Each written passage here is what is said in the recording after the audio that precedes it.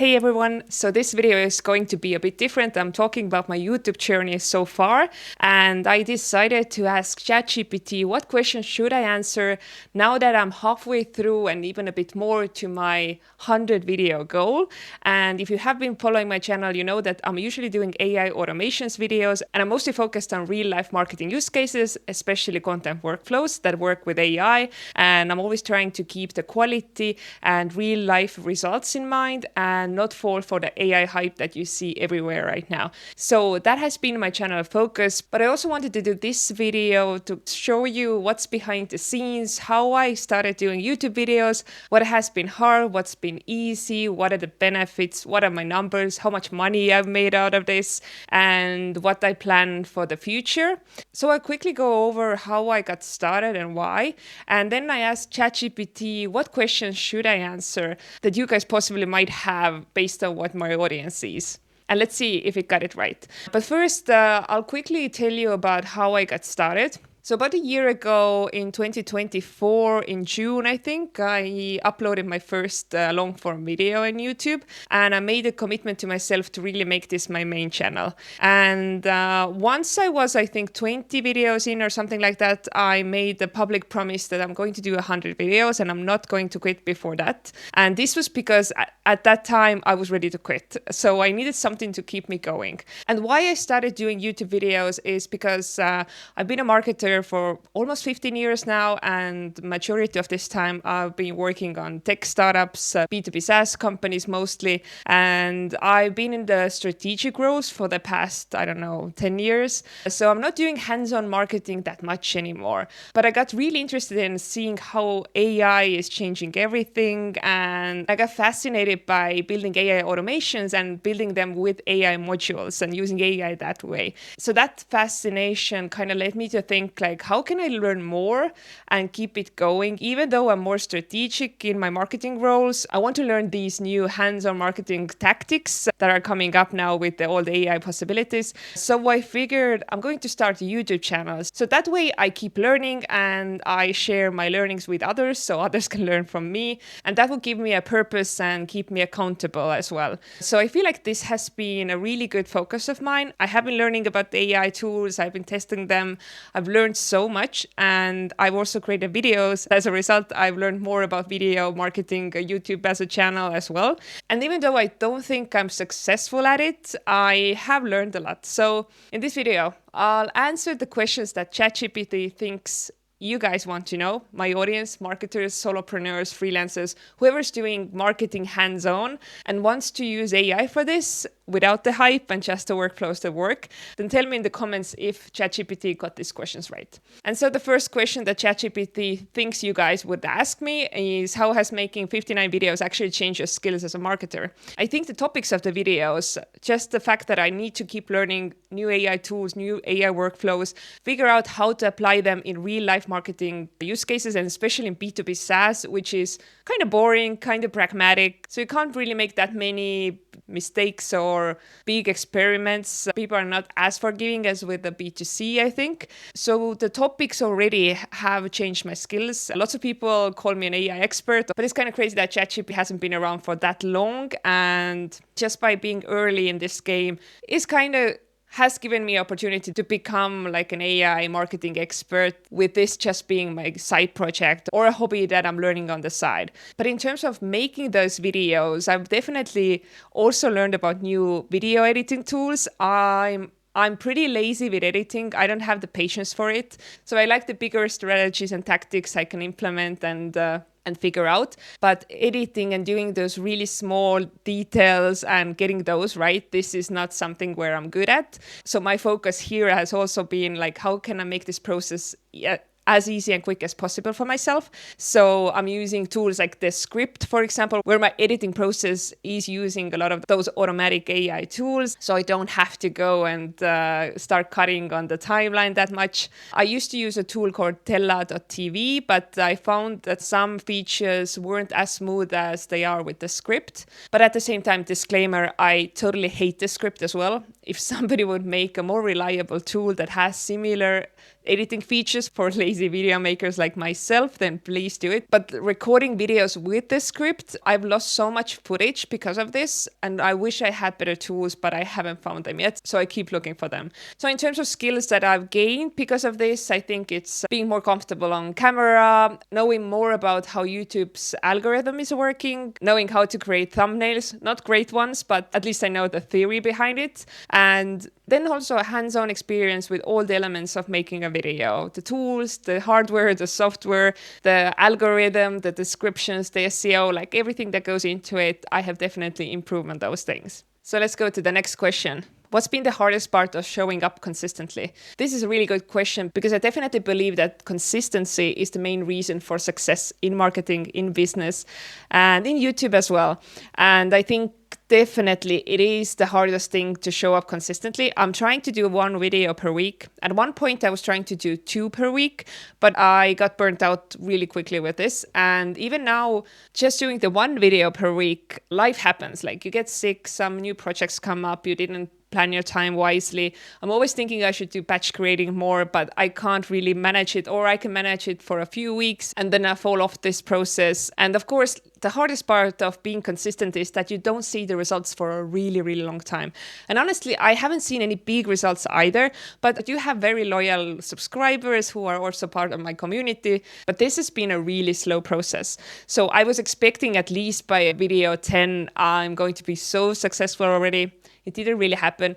And what's been really hard is when you've already done like 40 videos, so you kind of think like, okay, I know some stuff. I know how to do a good video. I'm going to add some new best practices and this video is definitely going to blow up. And then you spend like 2 days in the video and you get 100 views and nobody cares. And I think those times are really demotivating. And then it's really hard to get going because there's an opportunity cost to everything. So the time and effort and energy I'm putting into doing these videos. And for me, the video making itself isn't the most time consuming part. It's doing the research and building those workflows and learning all of this new stuff about AI and marketing myself. So putting that effort into it while I could be doing much more lucrative things with my knowledge and skills. So when those results are not coming in, it gets super demotivating. And that's where consistency is really hard to do. But since I have made a commitment to myself that I'm going to do the 100 videos before I let myself quit, I'm going to push through those moments when I really, really want to quit because it doesn't make sense to do it. I feel like nobody cares, nobody finds value out of this. And why am I wasting my time?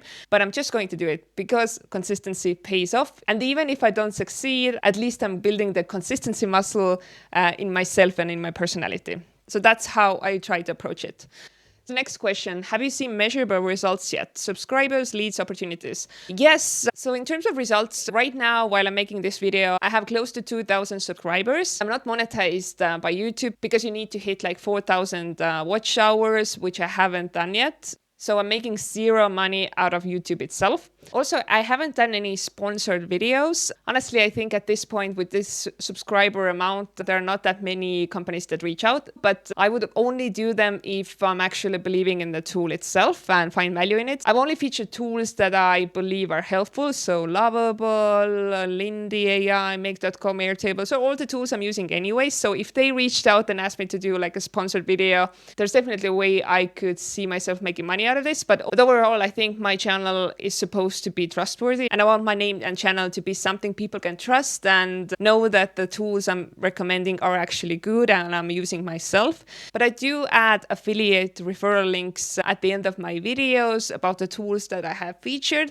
and I have made a bit of money there, but honestly I think it's less than a few $100s for the whole year, not a big amount. But I'm monetizing my YouTube channel through my private community, so aimarketingmasters.com. This is where I'm sharing all of the blueprints of the automations that I'm creating. So you can have the Make.com blueprint, you can have the Airtable base template, so you can copy these things and start using them way quicker. And I'm also sharing all of my prompts here, basically making it easier for people who like this type of content and want to use these workflows to get started and to get help if they run into any setup problems. So to get access to this community, you have to pay. The price keeps increasing once I hit a certain amount of subscribers, but right now it's I think $39 per month. And if I check the analytics, I have made a total of 5,154 euros throughout this year from my community. And of course, I'm paying for tools, I'm paying for this community management tool. So for the full year, I'm not really making much money. It's a hobby, it's a side project for now.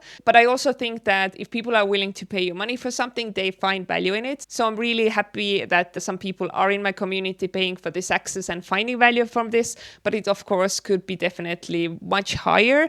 And I'm working towards that as well. But this is the only way and the most meaningful way how I'm monetizing my YouTube channel. And of course, there are indirect ways as well where I'm getting more partnership options, more partners, clients, projects, and even job offers based on what I'm doing on YouTube. So overall, I would say it definitely adds an upside to whatever business I'm doing. For the past 5 years, I've been doing consulting, marketing strategy consulting. So I think I've been more visible to those clients as well. But honestly, there's not that much overlap with the target group. With my consulting work, I'm super strategic, so high level marketing strategy. And with my YouTube channel, I'm really hands-on. So this is more for the junior marketers, the entrepreneurs who need to do marketing from themselves. And yeah, in that sense, I don't really get those really good high ticket, high value strategy clients from my YouTube channel. But the ones who get referred to me and see that I'm also doing this YouTube channel are usually getting really excited about it and like the option that I'm keeping myself really up to date about what's happening with AI and what the opportunities are there.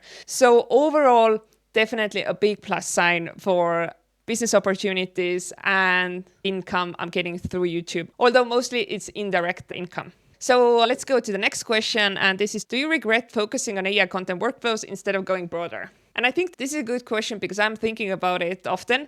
So I understand that if I went broader, I would have way more subscribers. I would have more options to go viral. But at the same time, I didn't want to go into the general hype, just covering everything that's coming out every week, every insane, mind-blowing and game-changing tool that comes out there. I think there's a different strategy behind that. If I wanted to be an AI space influencer and I had this as a main goal, yes, of course, that would make more sense. And sometimes I am comparing myself to other YouTubers who are going broader, and I'm wondering if I should do it more, but I haven't really decided on it. So for now, since my focus has been on figuring out the workflows that I'm excited about, that are actually working, which by the way are mostly boring workflows and not these game-changing AI agents. So that's why my channel probably isn't as big as it could be. But I am happy that it has the quality, it has the niche, narrow target group and the community I can build around that. So for now, as a strategy, I still keep doing things that I find exciting, that I can use in my work that are actually working, and I want to serve that target group. But at the same time, never say never. I might want to go broader and experiment with that as well. So let's see. So the next question, how do you balance quality with speed when AI can pump out so much? So how I see quality in the AI era, in terms of like video content, I think this type of real person talking to the camera, making mistakes, having an accent as a non-native speaker, I think this builds trust. And if you're doing AI generated content, especially videos, especially images, even if they seem perfect, it doesn't add trust because there's something that tells us this is fake. So I'm not even optimizing for video quality or production quality, actually. I'm optimizing for building trust, authenticity, and value. So that's why I'm doing my edits with the AI video editor, just to get it quickly out the door. And I want to be more focused on what's actually working and getting that point across, getting those really good content workflows and content systems that work. And when I'm doing videos like this, that is kind of like an experiment, I still want to build for trust. So this is where I wouldn't use an AI avatar, for example. So that's my answer. So next question, what kind of videos perform better than you expected? So let's see my YouTube channel. So my most popular videos are SEO related, and I'm not surprised because most of my career I've been focused on scaling SEO strategies. And I figured out some really cool workflows with Perplexity pages, but this was like a year ago. So even though I don't think SEO works as well as it did, not even close to it anymore, I kind of get why these videos would be more popular. And also I figured out workflows that nobody else had figured out. So they were valuable and novel. But overall, the content system that I'm using, that being popular, I'm not surprised. The tools, GenSpark and Lindy, those, not really surprised. I think I'm actually mostly surprised by the videos that didn't work at all. At one point, I wanted to become really good at YouTube video making, so I went through a bunch of content that teach how you should do scripts, how you should hook the viewer, rehook them, add a question here and there, and then do edits every whatever seconds. And I tried it, and these were the worst videos ever. So that's where I decided I'm going to go with my gut and build trust, build a small but unique and really valuable audience for myself. And that way I find value in what I'm doing way more than just subscribers and cheap attention hooking strategies. And the next question is, what videos totally flopped and why do you think they did? I think those strategies that I followed are for general entertainment YouTubers. I think in this B2B space or more like businessy, more pragmatic space, you have to have more meat on the bones. So I think the content itself is way more important. You have to have some expertise, some unique value that you add with your video. And using those cheap tricks, I'm probably not as good doing that anyway. So it feels inauthentic and it shows on the results as well. Next question is, how do you come up with new video ideas every week without burning out? This is pretty hard. I have a Notion document with like 50 video ideas, but I often don't feel motivated to do any of them, so I come up with a new idea. So mostly I want to go by what I find interesting, where I find value. And lately I'm talking more and more with my community members, and based on the feedback that they give me, what they need to achieve, what workflows they need to automate with AI, I'm now basing lots of my video ideas on that as well. And as a B2B marketer, that's the main thing. If you're running out of ideas, just talk to your users, your target group, and that's where you get the best feedback, the best insights. So that's what I have to keep reminding myself as well. The next question is about, are you making money from YouTube yet, or is it still an investment phase? Definitely in an investment phase, and this is over a year into it. So keep that in mind if thinking of doing this as well. So you better have something on the side where you're making money. Don't rely on YouTube making any money, at least not in a direct way. The next question is about what gears or tools you actually use day to day to keep this sustainable. So early on, I actually traveled a lot. So I had to do these videos in hotel rooms or Airbnbs. So I used a small wireless microphone, and then I'm just using my camera, which is a Fujifilm X-S10. It's definitely not a camera for YouTubers doing things like this, but I think the video quality is pretty nice. For the past few months, I've been more in my home office, and here I also have a light. So everything is connected also with the microphones. So I'm trying to set everything up in a way where I can just push record and start going. Because when I was traveling and trying to do these videos, the setup itself took a lot of time. I always had to make sure that there's some light, and I had to rely on a natural light from some windows. So it was really hard to do it on the road. But in my home office, I have everything set up based on some other YouTubers' best practices, and I just made it work for myself as well. But honestly, since I mentioned building trust as the main thing to optimize for, I think a shitty camera or just an iPhone, which actually does pretty good videos, would work really well too. I think you just need some decent audio, but other than that, you don't really need much to get started. Okay, the next question. How much of your content workflow do you automate with AI, and where do you not trust it? I have covered this topic in my other videos a lot as well. So my strategy is to create YouTube videos as like a cornerstone content. And then I'm using those transcripts with AI, and I can show you my workflow. So basically I have this big Airtable base where I'm just adding the YouTube links, as you can see here. And then I'm using this action field to transcribe the videos, and then I'm creating different content based on it. For example, blog posts I can do here, newsletters, I'm using these a lot. So this is all optimized for my use case. Also, I can save some time doing community posts here.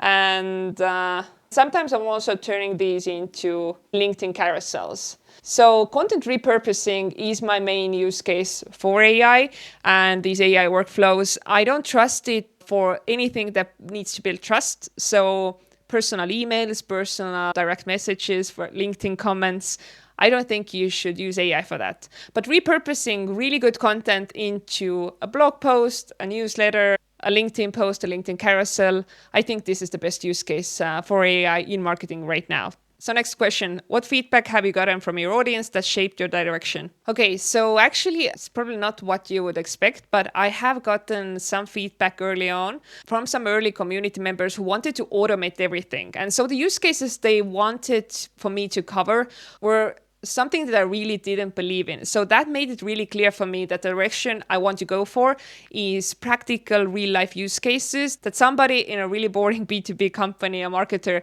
would want to use and would trust to use. So I don't want to do stuff that automates 100% of some marketing function. So for example, I don't want to do these auto-plugging things, especially for SEO posts that used to work before. So basically pushing out like 100 blog posts every week, not really adding any value to any of them, and just focusing on the scale and volume of it. I don't really believe it works. I think it's a waste of time. And even though you can now do it with AI, and even though before AI was so mainstream, this volume strategy worked, I don't believe it works anymore. And I don't want to be part of this spamming experience. And I think that feedback from some of the users really made me sure that I want to focus on the more boring stuff that actually works. So that's the kind of feedback that has shaped my direction. So it has made me aware of what I don't want to do. So next question, have you noticed any changes in how people talk about AI since you started? Yes. Right now we are like 2 years in since ChatGPT became so mainstream. Or I don't know if it is mainstream. But anyways, 2 years in, I've been focused on AI. And I feel right now there's something interesting going on. The hype has gone too far. And now I think people are realizing what AI actually can do and what it can't. And I think at first, when we were covering AI tools and workflows and models, the word like potential came up a lot. Like, oh, I can see so much potential. It can do so many cool things. Potentially at one day, it could be at 100%, but right now I can get like 80% there. It's like with those image generation models. It looks so cool, but it still looks fake. And I can't really use it in my content in any reasonable way. So I think right now people are more aware of what it can do, what it can't do. And I think the hype is dying down a little bit. I think there's also disappointment, but it shouldn't make you want to give up on AI overall. It's still really powerful and a great tool, but it's not the tool that can replace your whole marketing team or one department or even one full function. So there are definitely big limitations, but definitely big opportunities as well. But they're not as sexy and cool as lots of YouTubers and LinkedIn influencers want to make you believe. So I think more and more people are realizing this now, and I think it's a good thing. I think we're moving towards mainstream adoption for a lot of AI workflows that actually do work, and we are realizing how much hype is out there and who's a scammer, who's not. And I think it's a good thing that the air gets taken out of the bubble a little bit. I don't think it's a full bubble that collapses. I think the expectations and the hype have been a bit too high, but now it's time to get back to reality. And so the next question is, do you ever get tired of making AI for marketers content and want to pivot? I don't think so. And it's because my career has always been about marketing, tech marketing, building tech companies, growing tech companies. And it's something I have put so much time and energy into over a decade already now. So I like that I'm so deep into it. I can understand the bigger picture, the smaller picture, everything in between, and I can still learn these new things that are coming up. And that's why I enjoy learning how AI fits into all of the bigger concepts that haven't changed through the years and what new opportunities come out of it. So in that sense, I don't want to pivot, but sometimes I'm definitely questioning how broad should I go? Should I start covering more of the strategy and not so much of the hands-on AI automations and tools? So I'm definitely wondering this, and I think there are options there where I can do both. But the answer is no. I don't get tired of the focus that I have picked for myself. And even though I love to travel, I would never want to do travel content because I'm afraid that I wouldn't enjoy traveling anymore. So the very last question that ChatGPT gave me that it thinks you guys want to know, what are you planning for your video 100? Do you have a big goal in mind? I actually haven't thought about it. This 100 videos idea came from, of course, like some Mr. Beast video or from somebody else who is advising on YouTube strategy. And this is something that keeps me accountable, keeps me going, keeps me consistent. And my goal has been to not quit before I hit 100. So basically, once I hit 100, I can quit. I don't think I will, but let's see. Let's first get to 100.